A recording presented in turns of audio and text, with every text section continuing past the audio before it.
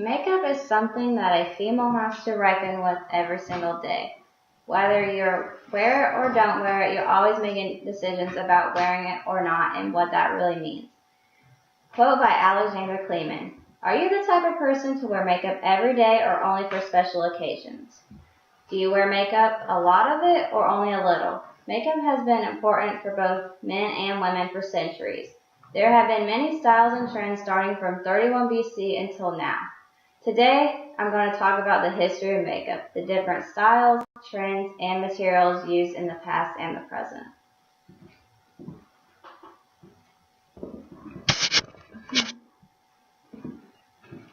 Ancient Egyptians were the first people to create makeup. They created makeup to enhance their features and to look more unique. Both women and men used these products. They would use what they called kohl, a mixture of burnt almonds, lead, and ash for eyeliner. They would line their eyes in an almond shape because they thought it would complement their natural eye shape.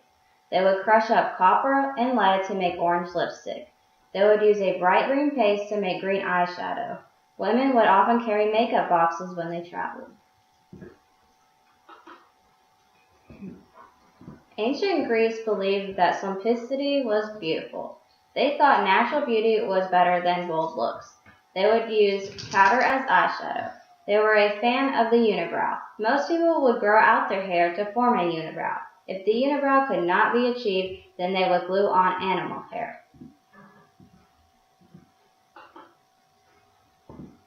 In the India's age, cosmetics were often used hand in hand with their culture. They would paint a red dot in the middle of their head to indicate they were married. They would use henna to create complex designs on their hands. They typically done this before a wedding. Wearing red lipstick was also popular.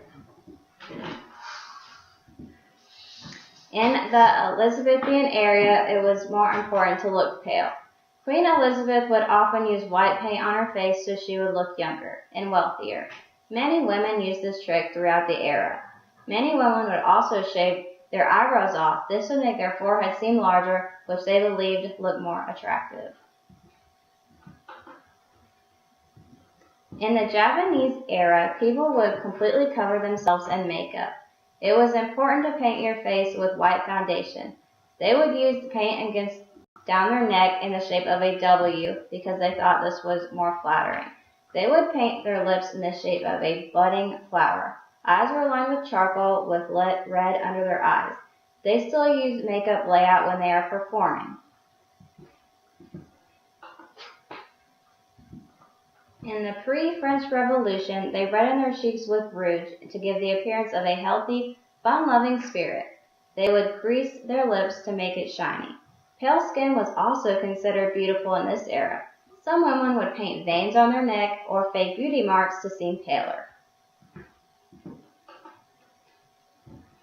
In the Victorian era, most people stopped wearing makeup.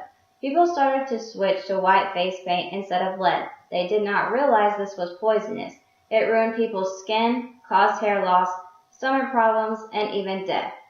Clear skin was now more important. They would pinch their cheeks to get a little bit of color so they would not have to wear makeup.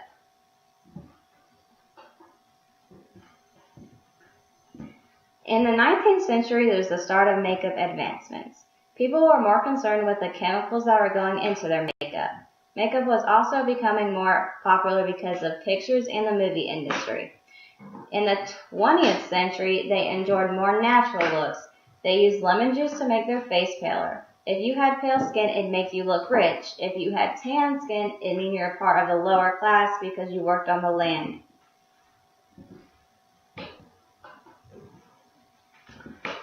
In the 1920s, they started to wear more makeup again. The war was finally over and they had more time to wear it. Every department store in the world sold lipstick, powder, and mascara. Hollywood stars started many makeup trends. Bright lips and plucked eyebrows were in.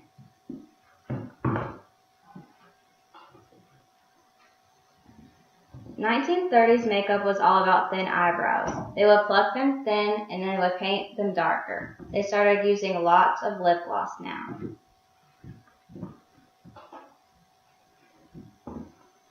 In the 1940s, makeup was more bold. They would wear super bright orange and red lipstick. They had extreme arched eyebrows. This was the first decade to have waterproof mascara, but only the rich could afford it, unlike today. In the 1950s, they replaced red lipstick with pink lipstick because it made them look younger. This was the first decade to invent eyeshadow palette and cream foundation. In the 1960s, the most popular feature to show off were the eyes. This was the first decade to create false eyelashes. They would keep the lips pale to emphasize the eyes. From the 1970s until now, there are many looks that you could achieve. There are extreme to more natural looks. All these looks are acceptable now. There's not just one type of beauty. Makeup is now considered fun, not necessary. You do have to have a certain skin tone or wealth to be able to have makeup. There are also makeup regulations now to keep everyone safe. Makeup trends and styles have finally changed throughout history. Some decades mandated that you wore makeup. Some decades mandated that you didn't wear makeup. Now you have to choose how to wear your makeup how you please. I believe it's important to reflect on the past so we can appreciate the advancements of makeup. It's interesting to see that we still use some of these makeup trends today.